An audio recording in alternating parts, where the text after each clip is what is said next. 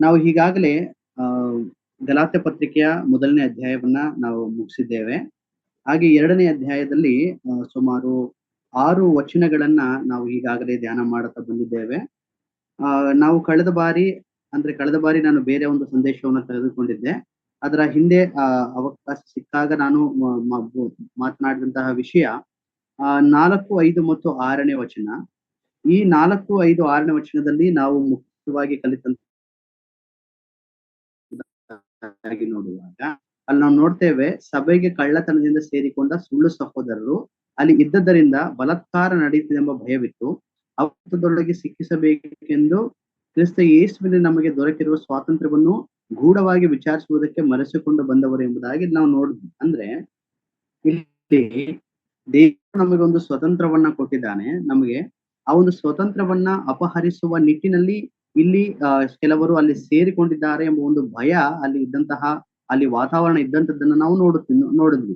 ಹಾಗೆ 5ನೇ ವಚನಕ್ಕೆ ನಾವು ಬರುವಾಗ ಅಲ್ಲಿ ಸುವಾರ್ತೆಯ ಸತ್ಯಾರ್ಥವು ನಿಮ್ಮಲ್ಲಿ ಸಿದ್ಧವಾಗಿರಬೇಕೆಂದು ನಾವು ಅವರಿಗೆ ವಶವಾಗುವುದಕ್ಕೆ ಒಂದು ಗಳಿಗೆ ಹೊತ್ತಾದರೂ ಸಮ್ಮತಿ ಪಡೆಯಲಿಲ್ಲ ಎಂಬುದಾಗಿ. ಅಂದ್ರೆ ಇಲ್ಲಿ ನಂಬಿದಂತಹ ಯೇಸು ಕ್ರಿಸ್ತನನ್ನು ನಂಬಿದಂತಹ ಮಕ್ಕಳು ಅಲ್ಲಿ ವಿಶೇಷವಾಗಿ ಯಾವುದೇ ವಿಧವಾದಂತಹ ಅವರ ಒಂದು ಕಾರ್ಯಗಳಿಗೆ ಮನಸ್ಸನ್ನ ಕೊಡದೆ ಅಲ್ಲಿ ಇರುವಂತಹ ಒಂದು ಸಂದರ್ಭವನ್ನು ಕೂಡ ನಾವು ನೋಡ್ತಾ ಬಂದ್ವಿ. ಹಾಗೆ 6ನೇ ವಚನಕ್ಕೆ ಬರುವಾಗ ಪೌಲನು ಕೊಡುವಂತಹ ಒಂದು ಸ್ಟೇಟ್ಮೆಂಟ್, ಅದೊಂದು ಬೋಲ್ಡ್ ಸ್ಟೇಟ್ಮೆಂಟ್ ಅವನು ಕೊಡುವಂತದ್ದು ಏನು ಎಂಬುದಾಗಿ ನೋಡುವಾಗ, ಮಾನಸಿಕೊಂಡವರಿಂದ ನನಗೇನು ದೊರೆಯಲಿಲ್ಲ ಎಂಬುದಾಗಿ. ಅಂದ್ರೆ ಈತನು ಹೇಳುವಂತ ಒಂದು ಮಾತು, ನಾನು ದೇವರಿಂದ ಸ್ವತಃ ನೇರವಾಗಿ ಎಲ್ಲಾ ಸಂಗತಿಗಳನ್ನ ನಾನು ಪಡೆದುಕೊಂಡೆ ಎಂಬುದಾಗಿ ಆತನು ಇಲ್ಲಿ ಹೇಳುವಂತದ್ದನ್ನ ನೋಡ್ತೇವೆ. ಈಗಾಗಲೇ ನಾವು ನೋಡ್ತಾ ಬಂದ್ವಿ. ಈಗಾಗಲೇ ಆತನು ಒಂದು 15 ದಿನಗಳ ಕಾಲ ಮಾತ್ರ ಅವನೇನಿದ್ದಾನೋ ಅಲ್ಲಿ ಇದ್ದನು, ಅವರ ಬಳಿಯಲ್ಲಿ ಇದ್ದನು ಎಂಬುದಾಗಿ. ಅಲ್ಲಿ ಬೇರೆ ಯಾರನ್ನು ಕೂಡ ಸಂಧಿಸ್ಲಿಲ್ಲ. ಅಲ್ಲಿ ಪ್ರಧಾನ ಅಪೊಸ್ತಲನಾಗಿರ್ತಕ್ಕಂತಹ ಪೇತ್ರನನ್ನು ಹಾಗೂ ಯಾಕೋಬನನ್ನ ಅಲ್ಲಿ ಸಂಧಿಸಿದನು ಎಂಬುದಾಗಿ ನಾವು ನೋಡುತ್ತೇವೆ. ಆದ್ರೆ ಅವರಿಂದಲೂ ಸಹ ಯಾವುದೇ ವಿಧವಾದಂತಹ ಉಪದೇಶಗಳನ್ನ ಅವನು ಕಲೀಲಿಲ್ಲ ಅಥವಾ ಹೊಂದಲಿಲ್ಲ ಎಂಬುದಾಗಿ ನಾವು ನೋಡ್ತೇವೆ. ಹಾಗಾಗಿ ಆತನು ಹೇಳುವಂತ ಒಂದು ಮಾತು ಇಲ್ಲಿ, ಆದರೆ ಮಾನಿಷ್ಟರೆನಿಸಿಕೊಂಡರಿಂದ ಮಾನಿಷ್ಟರೆನಿಸಿಕೊಂಡವರಿಂದ ನನಗೇನು ದೊರೆಯಲಿಲ್ಲ. ಅವರು ಹಿಂದಿನ ಕಾಲದಲ್ಲಿ ಎಂಥವರಾಗಿದ್ದಾರೋ ನನಗೆ ಲಕ್ಷ್ಯವಿಲ್ಲ. ದೇವರು ಮುಖದಾಕ್ಷಿಣ್ಯ ಮಾಡುವನಲ್ಲ ಎಂಬುದಾಗಿ ನಾವು ನೋಡೋದು. ಅಂದ್ರೆ ನಮ್ಮ ದೇವರು ಪಕ್ಷಪಾತಿ ಅಲ್ಲ. ದೇವರು ಎಲ್ಲರಿಗೂ ಸಹ ಒಂದೇ ವಿಧದಲ್ಲಿ ಕಾಣುವಂತಹ ದೇವರು ನಮ್ಮ ದೇವರಾಗಿದ್ದಾನೆ ಎಂಬುದಾಗಿ ನಾವು ನೋಡ್ತೀವಿ. ಹಾಗೆ ಈ ಒಂದು ದಿನದಲ್ಲಿ ಅಂದ್ರೆ ನಾವು ಅದರಿಂದ ಕಲಿತಂತಹ ಒಂದು ಸಂಗತಿ ಏನೆಂಬುದಾಗಿ ನೋಡುವಾಗ, ನಾವು ನಮ್ಮನ್ನ ಯಾರಿಗೂ ಸಹ ಕಂಪೇರ್ ಮಾಡಿಕೊಳ್ಬಾರದು. ನಮ್ಮ ಜೀವಿತದಲ್ಲಿ ಯಾರಿಗೂ ಸಹ ನಾವು ಹೋಲಿಕೆ ಮಾಡಿಕೊಳ್ತಾ ಇದ್ದೇವೆ ಎಂಬ ಒಂದು ಪ್ರಶ್ನೆ ನಾವು ಹಾಕೊಳ್ಬೇಕು. ಮಾತ್ರವಲ್ಲ, ಆ ನಿಟ್ಟಿನಲ್ಲಿ ನಾವು ಹೋಲಿಸಿಕೊಳ್ಳುವ ಒಂದು ನಿಟ್ಟಿನಲ್ಲಿ ಇರುವುದಾದ್ರೆ ನಾವು ಅದನ್ನ ಬಿಟ್ಟು ಬಿಡಬೇಕು ಎಂಬುದಾಗಿ ಕೂಡ ನಾವು ಕಲಿತಾ ಬಂದಿದ್ದೆವು. ಸೊ ಈ ಒಂದು ದಿನದಲ್ಲಿ ನಾವು ಒಂದೊಂದು ವಚನವಾಗಿ ನಾವು ದೇವರ ವಾಕ್ಯವನ್ನ ಕಲಿಯುವಂತರಾಗಿರೋಣ.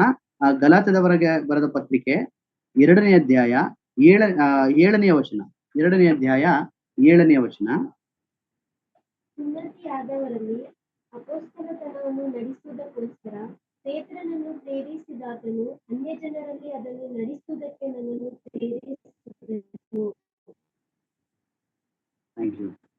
ಇಲ್ಲಿ ಹಾಗೆ ಸುನ್ನತಿಯಾದವರಲ್ಲಿ ಅಪೊಸ್ತಲತನವನ್ನು ನಡೆಸುವುದಕ್ಕೋಸ್ಕರ ಪೇತ್ರನನ್ನು ಪ್ರೇರಿಸಿದಾತನು ಅನ್ಯ ಜನರಲ್ಲಿ ಅದನ್ನು ನಡೆಸುವುದಕ್ಕೆ ನನ್ನನ್ನು ಪ್ರೇರಿಸಿದನು ಎಂಬುದಾಗಿ ನಾವು ನೋಡ್ತೇವೆ. ಇಲ್ಲಿ 6ನೇ ವಚನದಲ್ಲಿ ಅವನು ಹೇಳುವಂತ ಮಾತು, ನಾನು ಎಲ್ಲರ ಹಾಗೆ ಯಾರಿಗೂ ಸಹ ಕಡಿಮೆ ಇಲ್ಲ ಎಂಬ ಒಂದು ಸಂದರ್ಭವನ್ನ ಅಲ್ಲೊಂದು ತಿರುಳನ್ನ ನಾವು ನೋಡುವಂತವರಾಗಿದ್ದೇವೆ. ಇಲ್ಲಿ ದೇವರು ಸಹ ಏನು ಪಕ್ಷಪಾತಿಯೂ ಅಲ್ಲ ಎಂಬುದಾಗಿ ಕೂಡ ಆ ವಾಕ್ಯ ಭಾಗದಲ್ಲಿ ನೋಡ್ತು. ಆದ್ರೆ ಇಲ್ಲಿ ಪೌಲನು ಹೇಳುವಂತಹ ಒಂದು ಮಾತು, ನನಗೂ ಪೇತ್ರನಿಗೂ ಒಂದೇ ರೀತಿಯಾದಂತಹ ಜವಾಬ್ದಾರಿ ಕೊಡಲ್ಪಟ್ಟಿತು ಎಂಬುದಾಗಿ ನಾವು ನೋಡ್ತೇವೆ.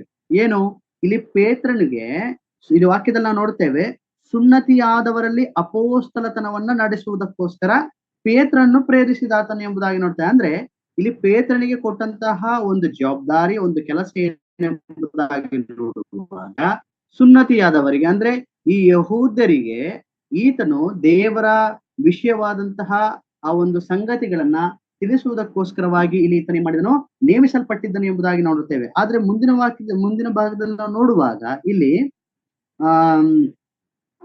ಪೇತ್ರನನ್ನು ಪ್ರೇರಿಸಿದ ಆತನು ಅನ್ಯ ಜನರಲ್ಲಿ ಅದನ್ನು ನಡೆಸುವುದಕ್ಕೋಸ್ಕರ ನನ್ನನ್ನು ಪ್ರೇರಿಸಿದನು ಎಂಬುದಾಗಿ ನಾನು ನೋಡುತ್ತೇನೆ.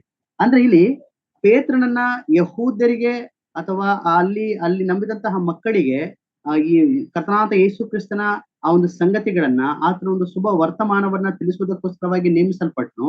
ಇಲ್ಲಿ ಅಪೊಸ್ತಲನಾದಂತ ಪೌಲನು ಅನ್ಯರ ಬಳಿಗೆ ಅಂದ್ರೆ ಅನ್ಯರನ್ನ ದೇವರ ಬಳಿಗೆ ನಡೆಸುವುದಕ್ಕೋಸ್ಕರ ದೇವರು ಸ್ವತಃ ಅವನ್ನ ಆರಿಸಿಕೊಂಡನು ಎಂಬುದನ್ನ ನಾವು ಇಲ್ಲಿ ಅರ್ಥ ಮಾಡಿಕೊಳ್ಬೇಕು. ಇಲ್ಲಿ ಒಂದು ಸಂಗತಿ, ಇಲ್ಲಿ ಆತ್ಮನು ಅಥವಾ ಪವಿತ್ರಾತ್ಮನ ಒಂದು ಕಾರ್ಯ ಅಲ್ಲಿ ನಡೆಯುವಂತದ್ದಾಗಿದೆ. ಅಂದ್ರೆ ಇಲ್ಲಿ ಆತನೇ ನಡೆಸುವಂತನಾಗಿದ್ದಾನೆ. ಅವರು ಸುನ್ನತಿಯಾದರ ನಡುವೆ ಅವನು ಹೋದ್ರೆ, ಯಾರು ಪೌಲನು ಅನ್ಯರ ಮಧ್ಯದಲ್ಲಿ ಹೋಗಿ ದೇವರ ವಾಕ್ಯವನ್ನ ಬೋಧಿಸುವಂತದ್ದನ್ನ ಅಥವಾ ತಿಳಿಸುವಂತದ್ದನ್ನ ನಾವು ನೋಡುವಂತರಾಗಿದ್ದೇವೆ. ಈ ಪೌಲನಿಗೆ ಈ ಒಂದು ಜವಾಬ್ದಾರಿ ಕೊಟ್ಟದ್ದಲ್ಲಿ ಎಂಬುದಾಗಿ ನೋಡುವಾಗ ನಾವು ಈಗಾಗಲೇ ನಾವು ವಾಕ್ಯದಲ್ಲಿ ನಾವು ನೋಡಿದ್ದೇವೆ. ಕಳೆದ ದಿನಗಳಲ್ಲಿ ಅಪೊಸ್ತಲರ ಕೃತ್ಯ 9ನೇ ಅಧ್ಯಾಯ 15ನೇ ವಾಕ್ಯದಲ್ಲಿ ನೋಡ್ತೇವೆ. ಒಂದು ವಾಕ್ಯ ಓದಿಕೊಳ್ಳೋಣ. ಅಲ್ಲಿ ಅಪೊಸ್ತಲನಾದಂತಹ ಪೌಲನು ಆ ದಮಸ್ಕದ ಹಾದಿಯಲ್ಲಿ ಕರ್ತನಾದಂತ ಯೇಸು ಕ್ರಿಸ್ತನನ್ನ ಸಂಧಿಸಿದಾಗ ಅಲ್ಲಿ ಆಗುವಂತಹ ಒಂದು ಸಂಗತಿ, ಅದನ್ನು ಸಂಧಿಸಿದ ಮೇಲೆ ಫಿಲಿಪ್ಪನು ಕೂಡ ಅಲ್ಲಿ ಹೋಗಿ ಹೇಳುವಂತದ್ದನ್ನ ನಾವು ನೋಡ್ತೇವೆ. ಅಪೊಸ್ತಲರ ಕೃತ್ಯ 9ನೇ ಅಧ್ಯಾಯ 15ನೇ ವಾಕ್ಯ.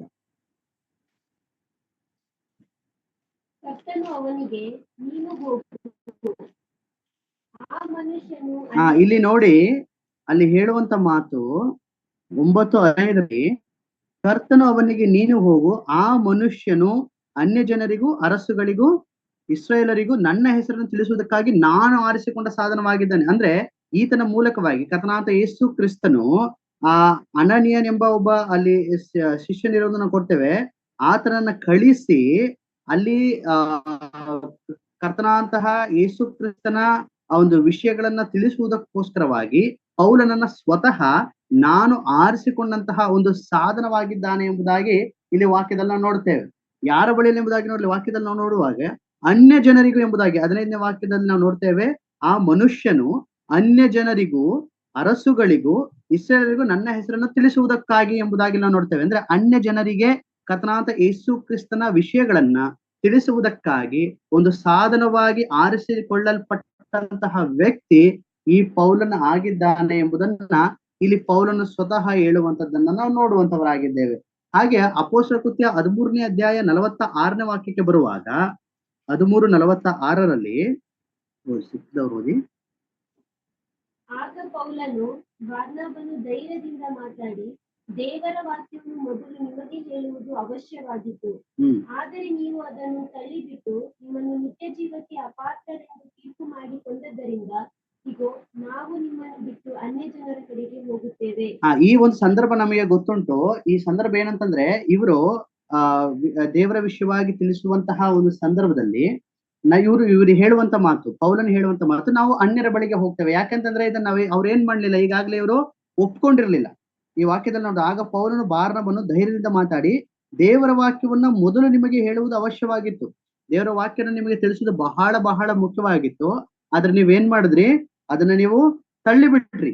ಸೊ ಹಾಗಾಗಿ ನಾವೇನ್ ಮಾಡ್ತಾ ಇದೀವಿ, ಈಗ ಅನ್ಯರ ಬಳಿಗೆ ನಾವು ಹೋಗ್ತಾ ಇದ್ದೇವೆ ಎಂಬುದಾಗಿ ಆತನ ಇಲ್ಲಿ ಹೇಳುವಂತದ್ದನ್ನ ನೋಡ್ತೇವೆ. ಇಲ್ಲಿ ಪೌಲನು ಅನ್ಯರ ಬಳಿಗೆ ದೇವರ ಸಂದೇಶವನ್ನ ಹೊತ್ತುಕೊಂಡು ಹೋಗುವಂತಹ, ತಿಳಿಸುವಂತಹ ಅಥವಾ ಒಂದು ದೇವರ ವಾಕ್ಯವನ್ನ ಅನ್ಯರಿಗೆ ಬೋಧಿಸುವಂತಹ ಒಂದು ಸಾಧನವನ್ನಾಗಿ ದೇವರು ಆತನ್ನ ಉಪಯೋಗಿಸುವಂತದ್ದನ್ನ ಇಲ್ಲಿ ದೇವರ ವಾಕ್ಯದಲ್ಲಿ ನಾವು ನೋಡ್ತೇವೆ. ಹಾಗೆ ಅಪೊಸ್ತಲರ ಕೃತ್ಯ 22ನೇ ಅಧ್ಯಾಯ 21ನೇ ವಾಕ್ಯ, 22ನೇ ಅಧ್ಯಾಯ 21ನೇ ವಾಕ್ಯ, ಅದೇ ಅಪೊಸ್ತಲರ ಕೃತ್ಯ 22-21 ನಾವು ನೋಡ್ತೇವೆ. ಆತನು, ನೀನು ಹೋಗು, ನಾನು ನಿನ್ನನ್ನು ದೂರಕ್ಕೆ ಅನ್ಯ ಜನರ ಬಳಿಗೆ ಕಳಿಸುತ್ತೇನೆಂದು ಹೇಳಿದನು ಎಂಬುದಾಗಿ ನೋಡ್ತೇವೆ. ಇಲ್ಲೂ ಸಹ ನಾವು ನೋಡುವಂತದ್ದು ಸ್ವತಃ ಆತನು ಅನ್ಯ ಜನರ ಬಳಿಗೆ ಹೋಗುವಂತದ್ದನ್ನ ನಾವು ನೋಡುತ್ತೇವೆ. ಇದರಿಂದ ಅರ್ಥ ಮಾಡಿಕೊಳ್ಳಬಹುದು ನಾವು ಒಂದು ವಿಷಯವನ್ನ, ಪೌಲನು ಅನ್ಯರಿಗೆ ಅಥವಾ ಸುನ್ನತಿ ಇಲ್ಲದವರಿಗೆ, ಸುನ್ನತಿ ಯಾರಿಗ ಆಗಿರ್ಲಿಲ್ಲ, ಇವರಿಗೆ ಸುವಾರ್ತೆಯನ್ನ ಹೇಳುವುದಕ್ಕಾಗಿ ಆರಿಸಲ್ಪಟ್ಟವನು. ಅದನ್ನಲ್ಲಿ ಪೌಲನು ಗಲಾತ್ಯದವರಿಗೆ ಬರೆದ ಪತ್ರಿಕೆಯಲ್ಲಿ ಸ್ಪಷ್ಟವಾಗಿ ಹೇಳುವಂತದ್ದನ್ನು, ಪೇತ್ರನಾದರೂ ಅವರಿಗೆ ಯಹೂದರಿಗೆ ಆಕ್ಚುಲಿ ಆತನು ಕಳಿಸಲ್ಪಟ್ಟನು, ಆದ್ರೆ ನನ್ನನ್ನು ಸಹ ದೇವರು ಅನ್ಯ ಜನರಿಗೆ ಸ್ವಾರ್ಥನೆ ಹೇಳುವುದಕ್ಕೋಸ್ಕರವಾಗಿ ಆರಿಸಲ್ಪಟ್ಟನು ಎಂಬುದಾಗಿ ನಾವು ನೋಡ್ತೇವೆ. ಇದನ್ನು ಇನ್ನೊಂದು ವಾಕ್ಯ ನೋಡ್ಕೊಳ್ಳೋಣ. ಥೆಸಲೋನಿಕ ಪತ್ರಿಕೆ, 1 ಥೆಸಲೋನಿಕ ಪತ್ರಿಕೆ ಅದರ 2ನೇ ಅಧ್ಯಾಯ 4ನೇ ವಾಕ್ಯ. ಥೆಸಲೋನಿಕ 1 ಥೆಸಲೋನಿಕ 2ನೇ ಅಧ್ಯಾಯ 4ನೇ ವಾಕ್ಯ.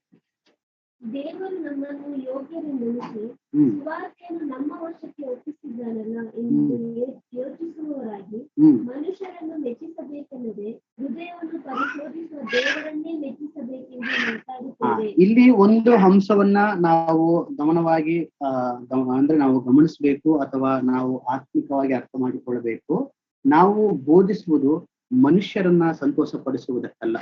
ಯಾಕೆಂತಂದ್ರೆ ಇಲ್ಲಿ ಪೌಲನು ಯಾವಾಗ ದೇವರು ಪೌಲನನ್ನ ಆರಿಸಿಕೊಂಡು ದೇವರ ವಿಷಯವನ್ನ, ಆತನ ಅಪ್ರಮವಾದಂತಹ ಐಶ್ವರ್ಯದ ವಿಷಯವಾಗಿ, ಆತನ ಒಂದು ಶುಭ ವಿಚಾರವನ್ನ, ಆತನು ಈ ಲೋಕಕ್ಕೆ ಏನಕ್ಕೋಸ್ಕರ ಬಂದನು, ಏನಕ್ಕೋಸ್ಕರ ಆತನು ಸತ್ತನು, ಏನಕ್ಕೋಸ್ಕರ ಆತನು ಪುನರುತ್ಥಾನ ಆದನು, ಈ ಎಲ್ಲಾ ಸಂಗತಿಗಳನ್ನ ಈತನು ಅವರಿಗೆ ತಿಳಿಸುವಂತದ್ದನ್ನ ನಾವು ನೋಡ್ತೇವೆ. ಇದು ತಿಳಿಸುವಂತಹ ಒಂದು ಸಂಗತಿ ನೋಡುವಾಗ ಅದು ಮನುಷ್ಯರನ್ನ ಮೆಚ್ಚಿಸುವುದಕ್ಕಲ್ಲ ಅಥವಾ ಮನುಷ್ಯರನ್ನ ಸಂತೋಷ ಪಡಿಸುವುದಕ್ಕಲ್ಲ, ಅನ್ಯರ ಬಳಿಗೆ ಹೋಗಿ ಸುವಾರ್ತೆಯನ್ನ ತೆಗೆದುಕೊಂಡು ಹೋಗಬೇಕು ಎಂಬುದಾಗಿ ದೇವರು ತಾನೇ ಸ್ವತಃ ಅವನಿಗೆ ತಿಳಿಸಿದ್ದಾನೆ. ಈ ಒಂದು ಕಾರಣದಿಂದ ಆತನು ಅಲ್ಲಿ ಹೋಗಿ ಸುವಾರ್ತೆಯನ್ನ ಸಾರುವಂತದ್ದನ್ನ ನೋಡ್ತೇವೆ. ಇಲ್ಲಿ ವಾಕ್ಯ ಸ್ಪಷ್ಟವಾಗಿ ತಿಳಿಸುವಂತದ್ದು ಸುವಾರ್ತೆಯನ್ನು ನಮ್ಮ ವಶಕ್ಕೆ ಒಪ್ಪಿಸಿದನಲ್ಲ ಎಂದು ಯೋಚಿಸುವವರಾಗಿ ಮನುಷ್ಯರನ್ನು ಮೆಚ್ಚಿಸಬೇಕೆನ್ನದೆ ಹೃದಯವನ್ನ ಪರಿಶೋಧಿಸುವ ದೇವರನ್ನೇ ಮೆಚ್ಚಿಸಬೇಕೆಂದು ಮಾತಾಡುತ್ತೇವೆ ಎಂಬುದಾಗಿ ನಾವು ನಮ್ಮನ್ನ ಪರೀಕ್ಷೆ ಮಾಡಿಕೊಳ್ಳೋಣ. ನಾವು ಯಾರನ್ನ ಮೆಚ್ಚಿಸುವುದಕ್ಕೋಸ್ಕರವಾಗಿ ನಾವು ದೇವರ ಕಾರ್ಯಗಳನ್ನ ನಾವು ಮಾಡ್ತಾ ಇದ್ದೇವೆ ಅಥವಾ ಯಾರನ್ನ ಮೆಚ್ಚಿಸುವುದಕ್ಕೋಸ್ಕರವಾಗಿ ನಾವು ಸುವಾರ್ತೆಯನ್ನ ಸಾರ್ತಾ ಇದ್ದೇವೆ.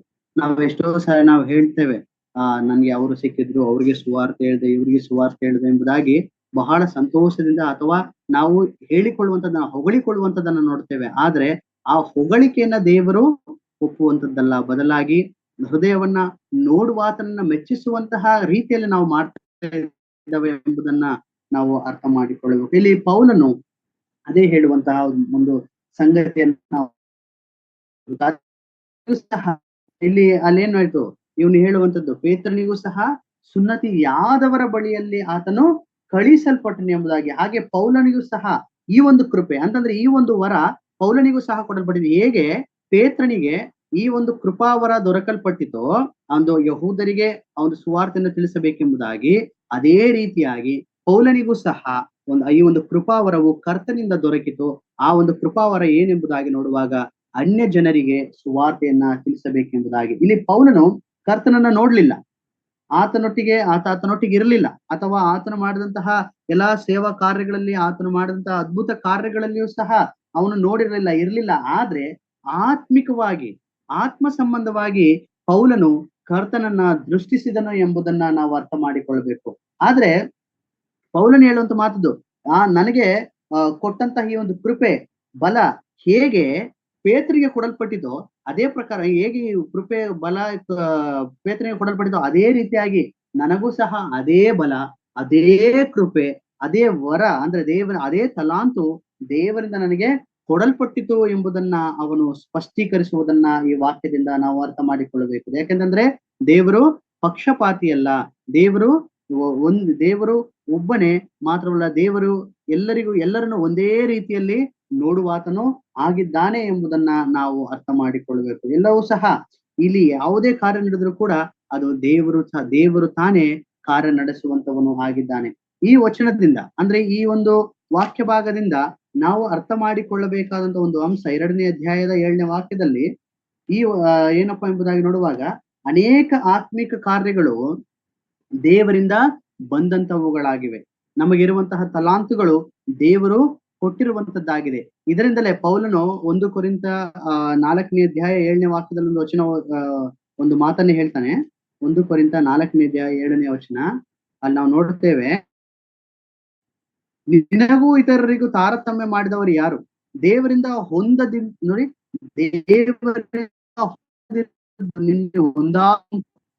ಹೊಂದಿದ ಮೇಲೆ ಹೊಂದದವನಂತೆ ನೀನು ಯಾಕೆ ಹಿಗ್ಗಿಕೊಳ್ಳುತ್ತಿ ಎಂಬುದಾಗಿ ನೋಡ್ತಂದ್ರೆ, ದೇವರಿಂದ ನಾವು ಎಲ್ಲವನ್ನೂ ಸಹ ನಾವೇನ್ ಮಾಡಿದ್ದೇವೆ, ಹೊಂದಿದ್ದೇವೆ. ಪ್ರತಿಯೊಂದು ಕೂಡ ದೇವರಿಂದ ನಾವು ಪಡೆದಂತವರು ಆಗಿದ್ದೇವೆ. ಇದನ್ನ ನಾವು ಅರ್ಥ ಮಾಡಿಕೊಂಡು ನಮ್ಮ ಜೀವಿತದಲ್ಲಿ ಅಳವಡಿಸಿಕೊಂಡು ನಾವು ಜೀವಿಸಬೇಕು. ಯಾಕಂದ್ರೆ ನಾವು ಎಷ್ಟೋ ಸಾರಿ ನಾವು ಇದನ್ನೆಲ್ಲ ಮರ್ತ ಬಿಡ್ತೀವಿ.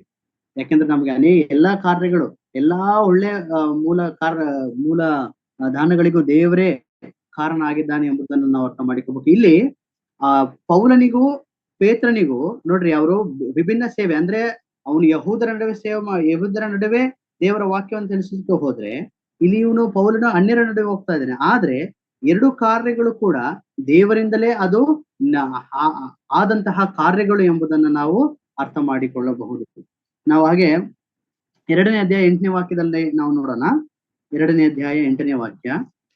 ಸುನ್ನತಿಯಾದವರಿಗೆ ಸುವಾರ್ತೆಯನ್ನು ಸಾರುವ ಕೆಲಸವು ಹೇಗೆ ಪೇತ್ರನಿಗೆ ಕೊಡಲ್ಪಟ್ಟಿತು, ಹಾಗೆಯೇ ಸುನ್ನತಿಯಿಲ್ಲದವರಿಗೆ ಅದನ್ನು ಸಾರುವ ಕೆಲಸವು ನನಗೆ ಕೊಟ್ಟಿರುವುದನ್ನು ಇಲ್ಲ ನಾವು ನೋಡ್ತೇವೆ. 2ನೇ 8ನೇ ವಾಕ್ಯದಲ್ಲಿ ಸುನ್ನತಿಯಾದವರಿಗೆ ಸುವಾರ್ತೆಯನ್ನು ಸಾರುವ ಕೆಲಸವು ಹೇಗೆ ಪೇತ್ರನಿಗೆ ಕೊಡಲ್ಪಟ್ಟಿತು, ಹಾಗೆಯೇ ಸುನ್ನತಿ ಇಲ್ಲದವರಿಗೆ ಅದನ್ನು ಸಾರುವ ಕೆಲಸವು ನನಗೆ ಕೊಡಿ. ನಾವು ಮುಂದುವರೆದ ಭಾಗವನ್ನು ನೋಡುವಾಗ ಇಲ್ಲಿ ಪೌಲನು ಈಗಾಗಲೇ ನಾನು ಪೇತ್ರನು ಸಹ ಏನಾಗಿದ್ದೇವೆ ಒಂದೇ ಎಂಬುದಾಗಿ, ಅಂದ್ರೆ ಆತನು ಹೇಳಿದದ್ದು ಪೌಲನು ಸ್ಪಷ್ಟವಾಗಿ ತಿಳಿಸುವಂತದ್ದು, ನಾನು ಈಗಾಗಲೇ ಹೇಳಿದ ಹಾಗೆ ದಮಸ್ಕದ ಹಾದಿಯಲ್ಲಿ ಕರ್ತನನ್ನ ಆತನು ಎದುರುಗೊಂತಾನೆ. ಅದಾದ ಮೇಲೆ ಕರ್ತನು ಫಿಲಿಪ್ಪನ ಮುಖಾಂತರವಾಗಿ ಹೇಳಿ ಕಳಿಸೋದನ್ನ ನೋಡ್ತೇವೆ, ಅನನೀಯನ ಮುಖಾಂತರವಾಗಿ. ತದನಂತರ ಇಲ್ಲಿ ಇಬ್ಬರು ಪ್ರಮುಖ ವ್ಯಕ್ತಿಗಳನ್ನ ಈ ವಾಕ್ಯದಲ್ಲಿ ನಾವು ನೋಡ್ತೇವೆ. ಯಾರು ಆ ಪ್ರಮುಖ ವ್ಯಕ್ತಿಗಳೆಂಬುದಾಗಿ ನೋಡುವಾಗ ಪೇತ್ರ ಮತ್ತು ಪೌಲನು ಎಂಬುದಾಗಿ ನಾವು ನೋಡ್ತೇವೆ. ಇಲ್ಲಿ ಈಗಾಗಲೇ ಅಪೊಸ್ತಲರ 9ನೇ ಅಧ್ಯಾಯ 15ನೇ ವಾಕ್ಯದಲ್ಲಿ ನಾವು ನೋಡ್ತೀವಿ.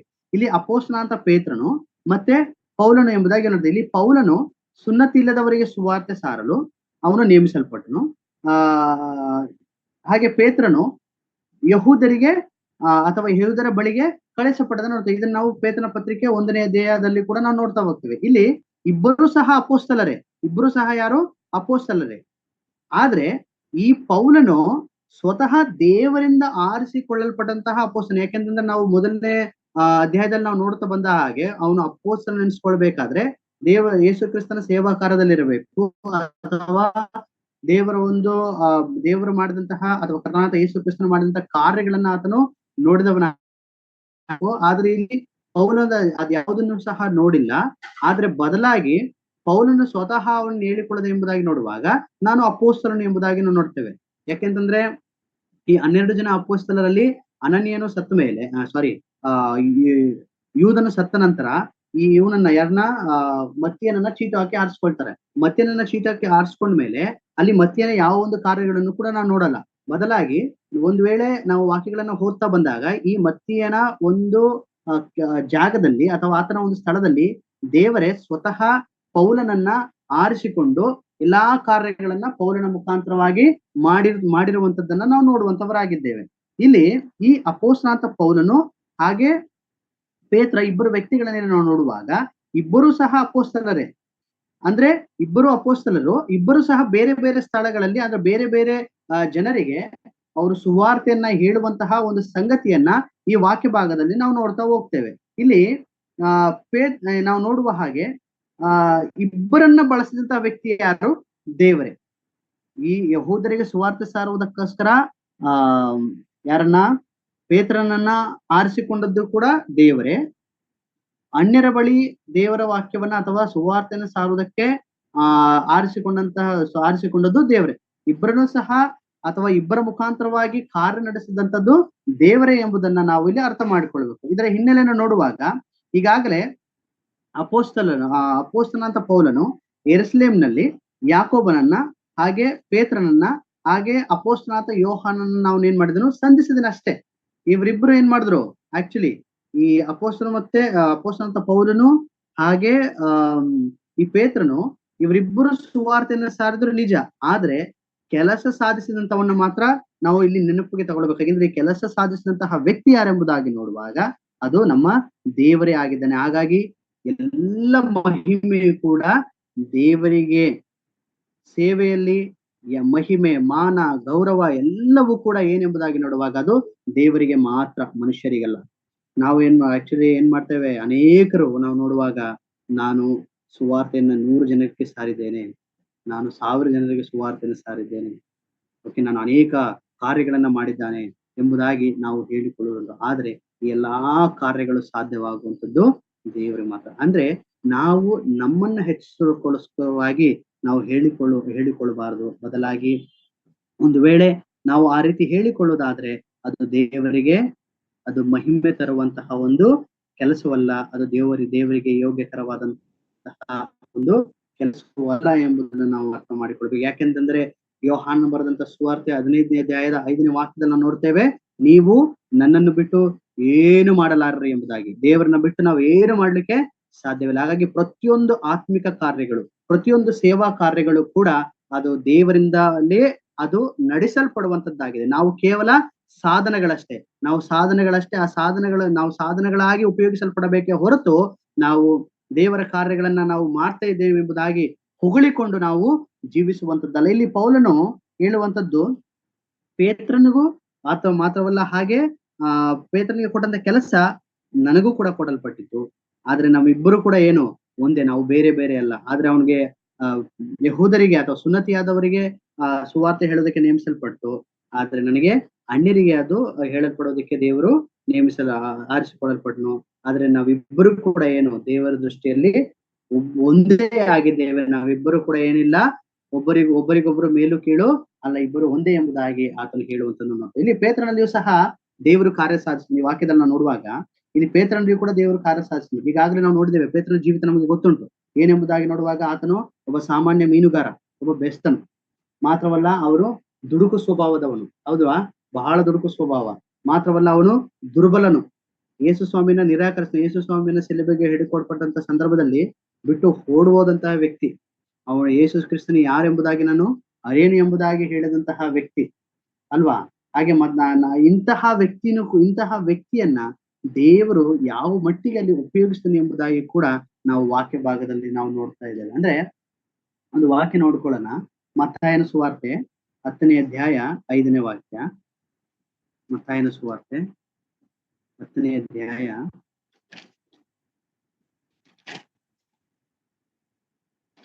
ಈ 12 ಮಂದಿಯನ್ನು ಯೇಸು ಕಳುಹಿಸಿದನು. ಕಳುಹಿಸುವಾಗ ಅವರಿಗೆ ಅಪ್ಪಣೆ ಕೊಟ್ಟದ್ದೇನೆಂದರೆ, ಅನ್ಯ ಜನಗಳ ಕಡೆಗೆ ಹೋಗಬೇಡಿರಿ, ಸಮಾರ್ಯರ ಊರೊಳಗೆ ಇಲ್ಲಿ ವಾಕ್ಯ ಭಾಗದಲ್ಲಿ ಸ್ಪಷ್ಟವಾಗಿ ನೋಡ್ರಿ, ಇಲ್ಲಿ ಪೇತ್ರನನ್ನ ಎಲ್ಲ ಕಳಿಸ್ತಾ ಇದ್ದಾರೆ ಎಂಬುದಾಗಿ ನೋಡುವಾಗ ಅನ್ಯರ ಬಳಿಗೆ ಕಳಿಸ್ತಾ ಇಲ್ಲ. ಈಗ ಪೇತ್ರನ ಜೀವಿತ ನಮಗೆ ಗೊತ್ತುಂಟು, ಅವನು ಎಂತಹ ಸ್ವಭಾವವುಳ್ಳ ವ್ಯಕ್ತಿ ಎಂಬುದಾಗಿ. ಆದ್ರೆ ಇವನನ್ನ ಇಲ್ಲಿ ಕರ್ತನ ಕಳಿಸುವಂತಹ ಒಂದು ಕೆಲಸ ಯಾರ ಬಳಿಗೆ ಕಳಿಸ್ತಾ ಇದ್ದಾನೆ ಎಂಬುದಾಗಿ ನೋಡುವಾಗ, ನೀನು ಅನ್ಯರ ಬಳಿಗೆ ನೀನು ಹೋಗ್ಬೇಡ, ಬದಲಾಗಿ ಎಲ್ಲಿಗೆ ಹೋಗು ಅಂತ ಹೇಳ್ತಾ ಇದ್ರಲ್ಲಿ, ಇಸ್ರಾಯೇಲ ಬಳಿಗೆ ಹೋಗು ನೀನು ಎಂಬುದಾಗಿ ಅವರನ್ನ ಕಳಿಸುವಂತ ನೋಡ್ತೇವೆ ಅಲ್ವಾ.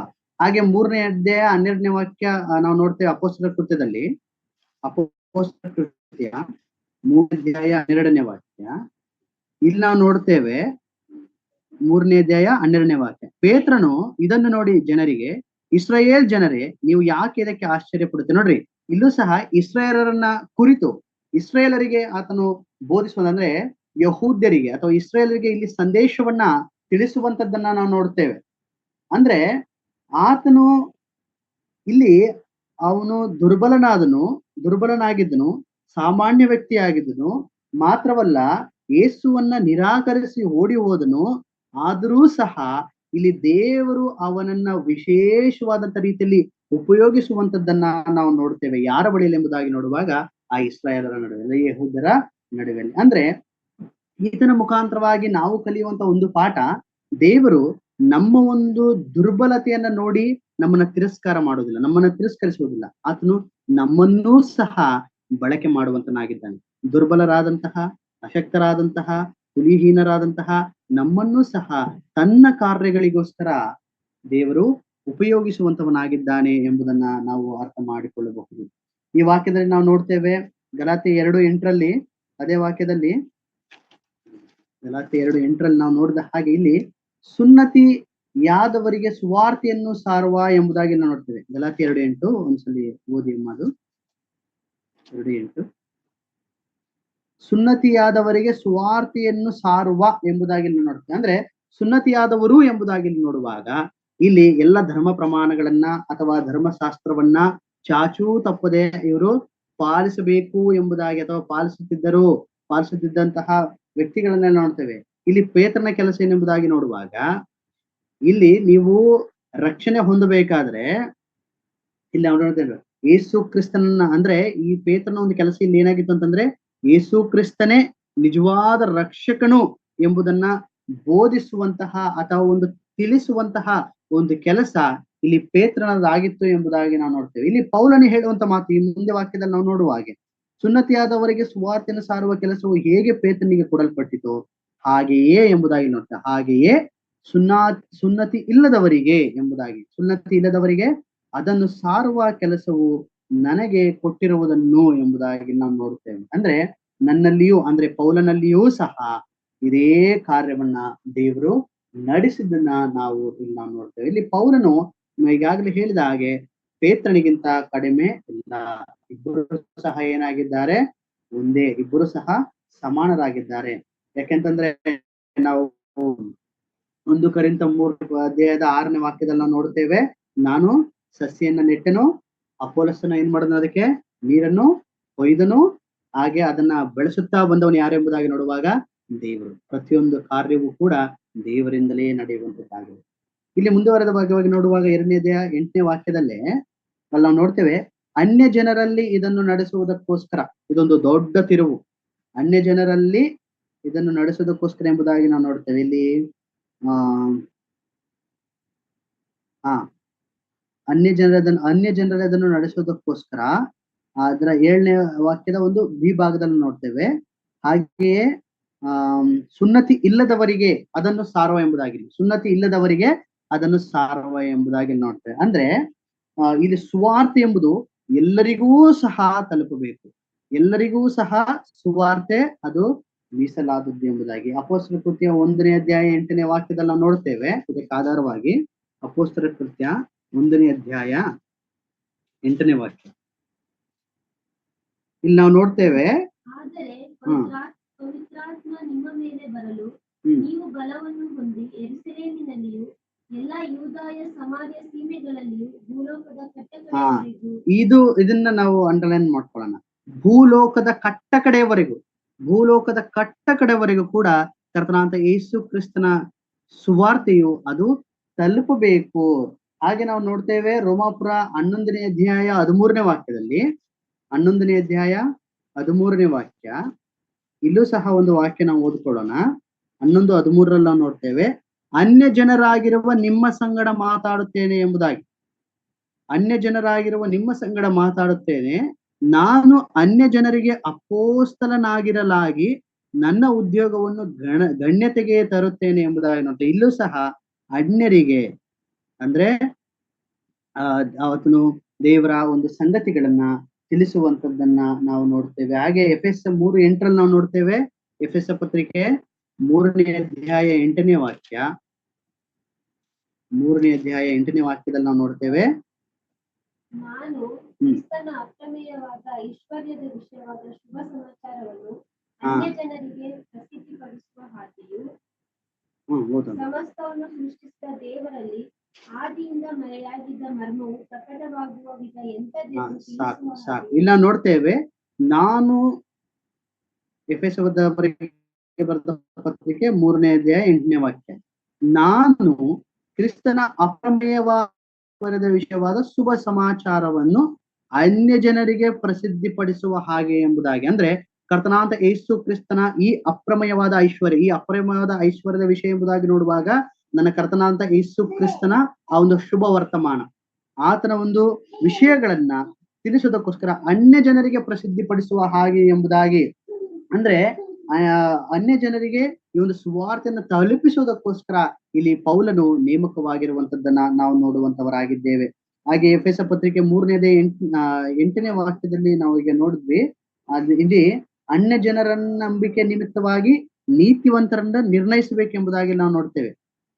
ಆ ಒಂದು ಕೆಲಸಕ್ಕೋಸ್ಕರವಾಗಿ, ಅಂದ್ರೆ ಪ್ರತಿಯೊಬ್ಬರು ಕೂಡ ಸುವಾರ್ತೆಯನ್ನು ಕೇಳಬೇಕು, ಪ್ರತಿಯೊಬ್ಬರೂ ಕೂಡ ದೇವರನ್ನ ಕಂಡುಕೊಳ್ಳಬೇಕು, ಪ್ರತಿಯೊಬ್ಬರೂ ಸಹ ಆತನ ಸಾರೂಪ್ಯಕ್ಕೆ ಬರಬೇಕು, ಪ್ರತಿಯೊಬ್ಬರೂ ಸಹ ಆತನ ಒಂದು ಪ್ರಭಾವವನ್ನ ಸಂಪಾದಿಸಿಕೊಳ್ಳಬೇಕು ಎಂಬ ಒಂದು ನಿಟ್ಟಿನಿಂದಲೇ ಈ ಒಂದು ಸುವಾರ್ತೆಯನ್ನ ಅನ್ಯ ಜನರಿಗೆ ದೇವರು ಈತನ ಮುಖಾಂತರವಾಗಿ ತಲುಪಿಸುವಂತದ್ದನ್ನ ನಾವು ನೋಡ್ತೇವೆ.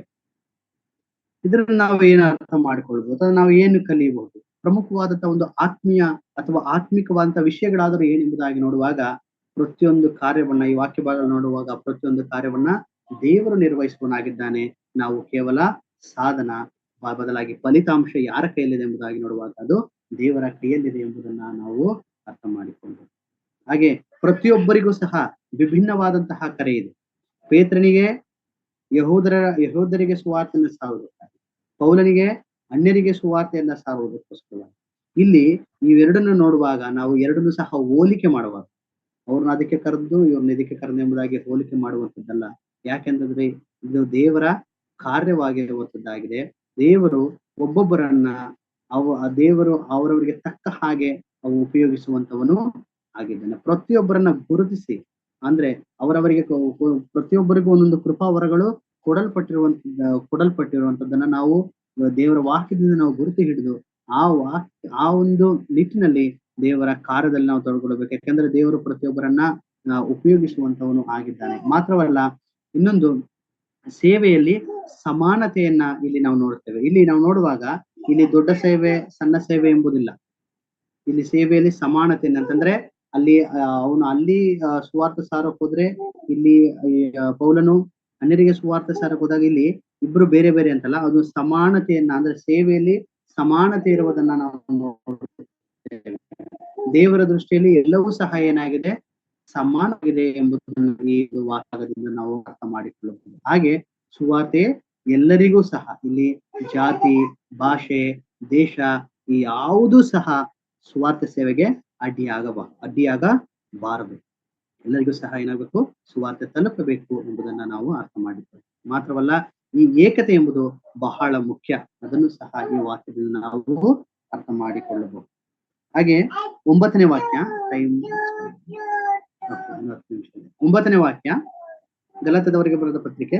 ಸಭಾಸ್ತಂಭಗಳೆಂದು ಹೆಸರುಗೊಂಡಿರುವ ಯಾಕೋಬ, ಯೋಹಾನನು ಕಂಡು ದೇವರು ನನಗೆ ದಯಪಾಲಿಸುವ ವರವನ್ನು ತಿಳಿದುಕೊಂಡು ಐಕ್ಯವನ್ನು ತೋರಿಸುವುದಕ್ಕಾಗಿ ನನಗೂ ಬಾರ್ನಬನಿಗೂ ಬಲಗೈ ಕೊಟ್ಟು, ನೀವು ಅನ್ಯಜನರ ಬಳಿಗೆ ಹೋಗಿರಿ, ನಾವು ಸುನ್ನತಿಯವರ ಬಳಿಗೆ ಹೋಗುತ್ತೇವೆ ಅಂದರು. ಇಲ್ಲಿ ನಾವು ಮುಖ್ಯವಾಗಿ ಗಮನಿಸಬೇಕಾದಂತಹ ಅಥವಾ ಬಹು ಮುಖ್ಯವಾದಂತಹ ಸಂಗತಿ ಇಲ್ಲಿ ನಾವು ನೋಡ್ತೇವೆ.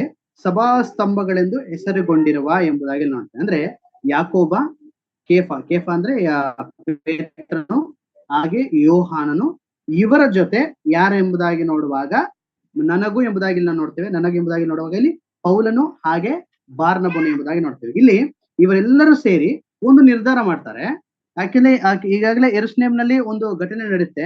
ಏನಂತಂದ್ರೆ, ಅನ್ಯ ಜನರು ಯೇಸು ಸ್ವಾಮಿಯನ್ನ ಅಂಗೀಕಾರ ಮಾಡ್ಕೊಳ್ಬೇಕು ಅಥವಾ ಕ್ರೈಸ್ತರಾಗಬೇಕು ಅಥವಾ ಕರ್ತನಾದ ಯೇಸು ಕ್ರಿಸ್ತನನ್ನ ಒಡೆಯನು ರಕ್ಷಕನು ಎಂಬುದಾಗಿ ಅಂಗೀಕಾರ ಮಾಡಿಕೊಳ್ಬೇಕಾದ್ರೆ ಈ ಆಚರಣೆಗಳನ್ನ, ಅಂದ್ರೆ ಯಹೂದ್ಯರ ಪದ್ಧತಿ ಪ್ರಕಾರ, ಆ ಧರ್ಮಶಾಸ್ತ್ರದ ನಿಯಮದ ಪ್ರಕಾರ ಎಲ್ಲಾ ಆಚರಣೆಗಳನ್ನ ಇವರು ಪಾಲಿಸಬೇಕಾ, ಈ ವಿಷಯವಾಗಿ ಒಂದು ದೊಡ್ಡ ಚರ್ಚೆ ನಡೆಯುತ್ತೆ. ಇದು ನಾವು ಅಪೊಸ್ತಲರ ಕೃತ್ಯ 15ನೇ ಅಧ್ಯಾಯದಲ್ಲಿ ನಾವು ನೋಡ್ತೇವೆ. ಅದರ ತಲೆಬರಹವನ್ನು ನೋಡುವಾಗ ಅಪೊಸ್ತಲರ ಕೃತ್ಯದ 15ನೇ ಅಧ್ಯಾಯದ ಅದು ತಲೆಬರಹದಲ್ಲಿ ನಾವು ನೋಡ್ತೇವೆ. ಅದು ಫ್ರೀ ಇರುವಾಗ ದಯಮಾಡಿ ಮನೇಲಿ ಅದು ಓದ್ಕೊಳ್ಳಿ. 15ನೇ ಅಧ್ಯಾಯದಲ್ಲಿ ಯಹೂದ್ಯರಲ್ಲದ ಕ್ರೈಸ್ತರಿಗೆ ಸುನ್ನತಿ ಮೊದಲಾದ ಯಹೂದ್ಯ ಆಚಾರಗಳು ಅವಶ್ಯವಿಲ್ಲವೆಂದು ತೀರ್ಮಾನವಾದದ್ದು. ಈ ಅಧ್ಯಾಯ ಓದುವಾಗ ಇಲ್ಲಿ ದೊಡ್ಡ ಚರ್ಚೆ ನಡೀತದೆ ಅಲ್ವಾ? ಸೊ ಇದಾದ ಮೇಲೆ ಏನಾಯ್ತು ಎಂಬುದಾಗಿ ದೇವರ ವಾಕ್ಯದಲ್ಲಿ ನಾವು ನೋಡ್ತೇವೆ. ಇಲ್ಲಿ ಈ 2ನೇ ಅಧ್ಯಾಯದ 9ನೇ ವಾಕ್ಯದಲ್ಲಿ ನೋಡುವಾಗ ದೇವರು ನನಗೆ ದಯಪಾಲಿಸಿರುವ ವರವನ್ನು ತಿಳ್ಕೊಂಡು ಎಂಬುದಾಗಿ ಮುಂದೆ ನಾವು ನೋಡ್ತೇವೆ. ದೇವರು ನನಗೆ ದಯಪಾಲಿಸಿರುವ ವರ ಎಂಬುದಾಗಿ ನಾವು ನೋಡ್ತೇವೆ. ಅದರ ಬಿ ಭಾಗದಲ್ಲಿ ನಾವು ನೋಡ್ತೇವೆ, ದೇವರು ನನಗೆ ದಯಪಾಲಿಸಿರುವ ವರವನ್ನು ತಿಳ್ಕೊಂಡು ಎಂಬುದಾಗಿ. ಇಲ್ಲಿ ಪೌಲನು ಹೇಳ್ತಾ ಇದ್ದಾನೆ, ನನಗೆ ದೇವರ ಕೃಪೆ ನನಗೆ ಸಿಕ್ಕಿದೆ, ದೇವರು ನನಗೆ ಕೃಪೆ ಕೊಟ್ಟಿದ್ದಾನೆ, ದೇವರು ನನಗೆ ಒಂದು ತಲಾಂತು ಕೊಟ್ಟಿದ್ದಾನೆ, ದೇವರು ವರವನ್ನ ಕೊಟ್ಟಿದ್ದಾನೆ ಎಂಬುದಾಗಿ. ಅದರ ಅರ್ಥ ಏನೆಂಬುದಾಗಿ ನೋಡುವಾಗ, ಸೇವೆ ನಮ್ಮ ಒಂದು ಶಕ್ತಿ ಇಲ್ಲಲ್ಲ, ಅಥವಾ ನಮ್ಮ ಒಂದು ಸ್ವಂತ ಬುದ್ಧಿಯಿಂದಲ್ಲ, ಅಥವಾ ನನ್ನ ಒಂದು ಜ್ಞಾನಕ್ಕನುಸಾರವಾಗಿ ಮಾಡುವಂತದ್ದಲ್ಲ ಸೇವೆ. ಬದಲಾಗಿ ದೇವರ ಒಂದು ಕೃಪೆಯನ್ನ ಹೊಂದಿದವನಾಗಿ ದೇವರು ಕೊಟ್ಟಂತಹ ಒಂದು ಜ್ಞಾನದಿಂದ ಮಾಡುವಂತದ್ದೇ ನಿಜವಾದ ಸೇವೆ ಎಂಬುದನ್ನ ಇಲ್ಲಿ ನಾವು ಈ ವಾಕ್ಯದಿಂದ ಅರ್ಥ ಮಾಡಿಕೊಳ್ಳಬಹುದು. ಯಾಕೆಂತಂದ್ರೆ ಎಫೆಸ ಪತ್ರಿಕೆ 3ನೇ ಅಧ್ಯಾಯ 7 ಮತ್ತು 8ನೇ ವಚನ ಓದುವಾಗ, 3ನೇ ಅಧ್ಯಾಯ 7 ಮತ್ತು 8ನೇ ವಚನ ಓದುವಾಗ ಇಲ್ಲಿ ನಾವು ನೋಡ್ತೇವೆ, ದೇವರು ತನ್ನ ಶಕ್ತಿಯ ಪ್ರಯೋಗದಲ್ಲಿ ನನಗೆ ಉಚಿತಾರ್ಥವಾಗಿ ಅನುಗ್ರಹಿಸಿದ ಕೆಲಸವನ್ನು ಅನುಸರಿಸಿ ನಾನು ಈ ಸುವಾರ್ತೆಗೆ ಸೇವಕನಾದನು ಎಂಬುದಾಗಿ. ಅಂದ್ರೆ ದೇವರು ಕೊಟ್ಟಂತಹ ಆ ಒಂದು ಶಕ್ತಿಯನ್ನ, ದೇವರು ಕೊಟ್ಟಂತಹ ಆ ಒಂದು ಕೃಪೆಯನ್ನ, ದೇವರು ಕೊಟ್ಟಂತಹ ಆ ಒಂದು ತಲಾಂತನ್ನ ಹೊಂದಿ ಇಲ್ಲಿ ಆತನು ಸೇವಕನಾದನು ಎಂಬುದಾಗಿ ನೋಡ್ತೇವೆ. ಹಾಗೆ ನಮ್ಮ ಜೀವಿತದಲ್ಲಿಯೂ ಸಹ ದೇವರು ಸ್ವತಃ ನಮ್ಮ ಮೇಲೆ ಕೃಪೆಯನ್ನ ಕೊಟ್ಟು ತನ್ನ ಸೇವೆಗೋಸ್ಕರವಾಗಿ ನೇಮಿಸಿದಂತವನಾಗಿದ್ದಾನೆ. ಹಾಗೆ ಇಲ್ಲಿ ಇನ್ನೊಂದು ವಾಕ್ಯದಲ್ಲಿ ನಾವು ನೋಡ್ತೇವೆ, ಅದೇ ಗಲಾತ್ಯದವರಿಗೆ ಬರೆದ ಪತ್ರಿಕೆ ಅದೇ ವಾಕ್ಯದಲ್ಲಿ ಇಲ್ಲಿ ಇನ್ನೊಂದು ಅಂಶ, ಸಭಾಸ್ತಂಭಗಳು. ಈಗಾಗಲೇ ಹೇಳಿದ ಹಾಗೆ ಸಭಾಸ್ತಂಭಗಳು ಎಂಬುದಾಗಿ ಇಲ್ಲಿ ಯಾಕೋಬ, ಯೋಹಾನ ಮತ್ತು ಪೇತ್ರ. ಇಲ್ಲಿ ಸಭಾ ಅಥವಾ ಸ್ತಂಭ ಎಂದ್ರೆ, ಇಲ್ಲಿ ಸ್ತಂಭ ಎಂದ್ರೆ ನೋಡುವಾಗ ನಾಯಕರು ಎಂಬುದಾಗಿ, ಅಥವಾ ಇಲ್ಲಿ ಸಭೆಗೆ ಆಧಾರವಾಗಿರುವಂತವರು ಎಂಬುದಾಗಿ ನೋಡ್ತೇವೆ. ಈ ಪ್ರಕಟಣೆ 3 ಅಧ್ಯಾಯ 12ನೇ ವಾಕ್ಯದಲ್ಲಿ ನಾವು ನೋಡುವ ಹಾಗೆ, ಪ್ರಕಟಣೆ 3ನೇ ಅಧ್ಯಾಯ ಅದರ 12ನೇ ವಾಕ್ಯದಲ್ಲಿ ನಾವು ನೋಡುವ ಹಾಗೆ, ಯಾವನು ಜಯ ಹೊಂದುತ್ತಾನೋ ಅವನನ್ನು ನನ್ನ ದೇವರ ಆಲಯದಲ್ಲಿ ಸ್ತಂಭವಾಗಿ ನಿಲ್ಲಿಸುವನೆ ಎಂಬುದಾಗಿ. ಅಂದ್ರೆ ದೇವರು ಆಧಾರವಾಗಿ ಇಲ್ಲಿ ನಿಲ್ಲಿಸಿರುವಂತದನ್ನು ನೋಡ್ತೇವೆ. ಯಾರನ್ನೆಂಬುದಾಗಿ ನೋಡುವಾಗ ಯಾಕೋಬ ಮತ್ತು ಯೋಹಾನ, ಪೇತ್ರರನ್ನ. ಇಲ್ಲಿ ಮುಂದೆ ನಾವು ನೋಡ್ತೇವೆ ಅದೇ ವಾಕ್ಯದಲ್ಲಿ ಬಲಗೈ ಕೊಟ್ಟು ಎಂಬುದಾಗಿ ನಾವು ನೋಡ್ತೇವೆ.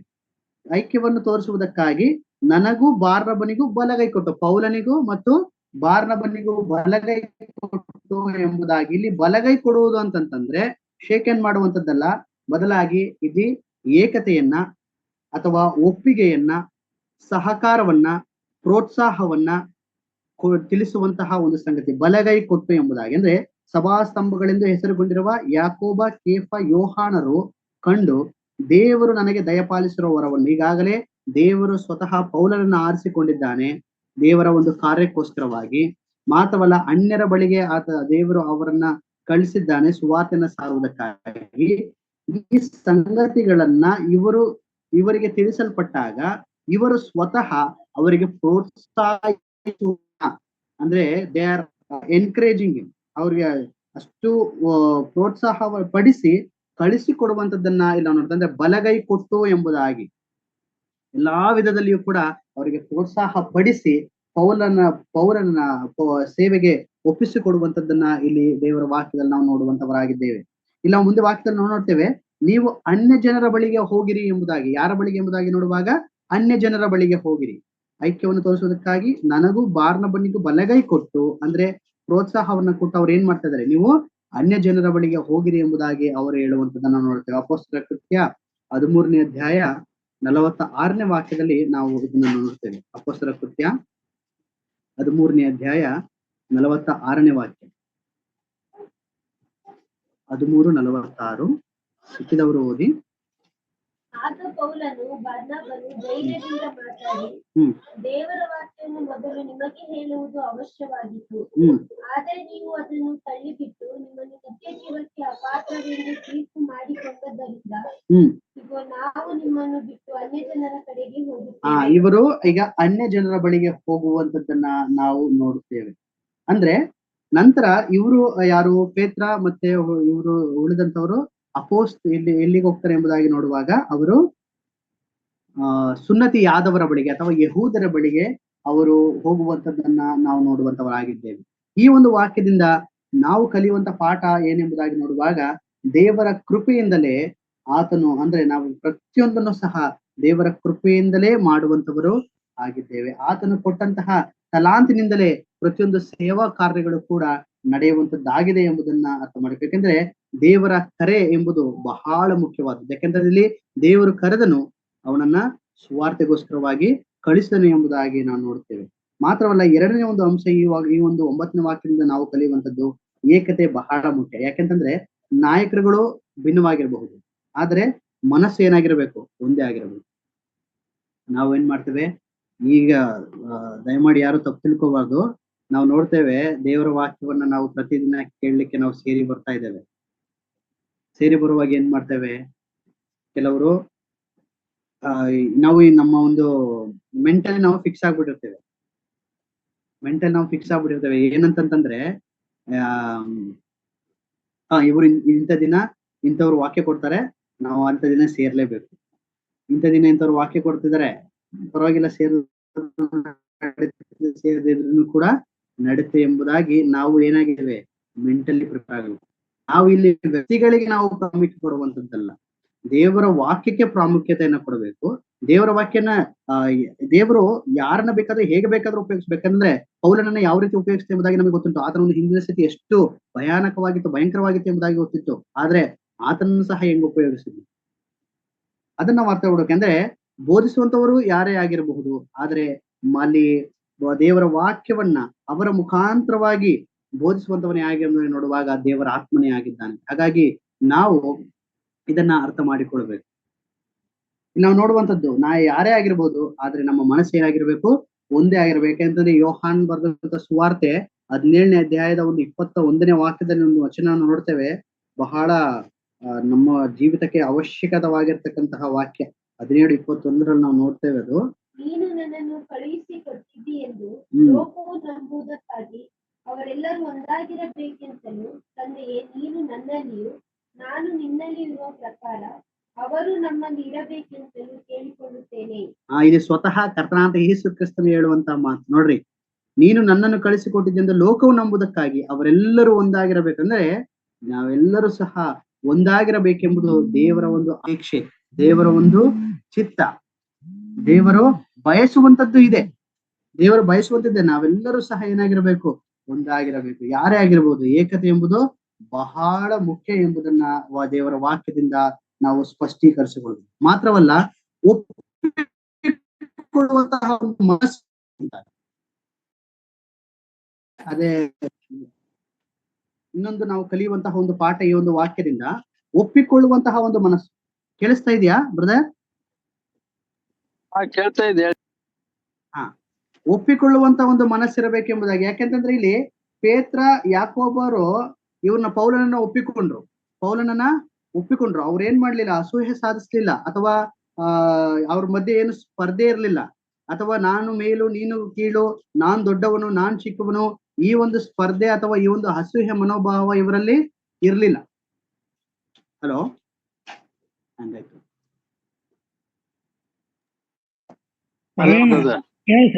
ಕೇಳಿಸ್ತದೆ.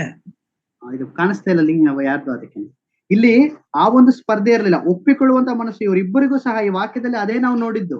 ಏನೆಂಬುದಾಗಿ ನೋಡುವಾಗ ಇವರು ಆ ವಾಕ್ಯ ಇನ್ನೊಂದ್ಸಲ ಓದ್ಕೊಳ್ಳೋಣ. ಗಲಾತ್ಯದವರಿಗೆ ಬರೆದ ಪತ್ರಿಕೆ ಅದೇ ವಚನ 9ನೇ ವಚನ ಒಂದ್ಸಲ ಓದ್ಕೊಳ್ಳೋಣ. 2:9. ಅಂಕಲ್ ಕೇಳಿಸ್ತಿದ್ಯಾ?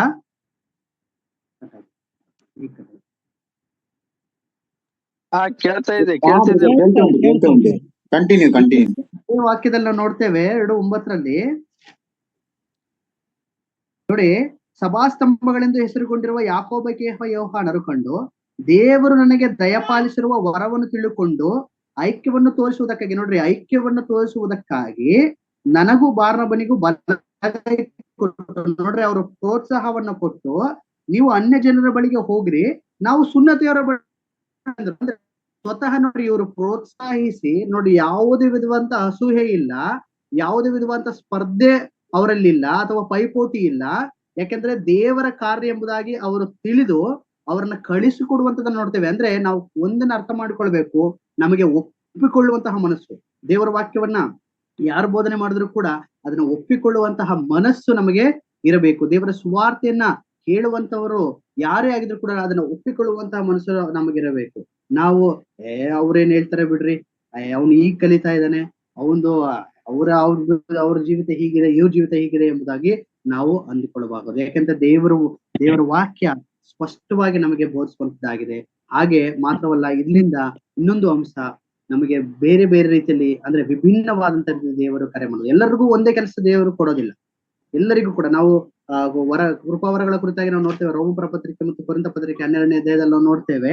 ಎಲ್ಲರಿಗೂ ಕೂಡ ಏನು ಒಂದೇ ರೀತಿಯಾದ ಕೆಲಸ ದೇವರು ಕೊಡೋದಿಲ್ಲ. ದೇವರು ಬೇರೆ ಬೇರೆ ಕಾರ್ಯಗಳನ್ನ ದೇವರು ತನ್ನದೇ ಆದಂತ ರೀತಿಯಲ್ಲಿ ತನ್ನ ಮಕ್ಕಳ ಮುಖಾಂತರವಾಗಿ ನಡೆಸುವಂತವನಾಗಿದ್ದಾನೆ. ಇದನ್ನ ಈ ಒಂದು ವಾಕ್ಯಗಳ ಮುಖಾಂತರವಾಗಿ ನಾವು ಅರ್ಥ ಮಾಡಿಕೊಳ್ಬೇಕು.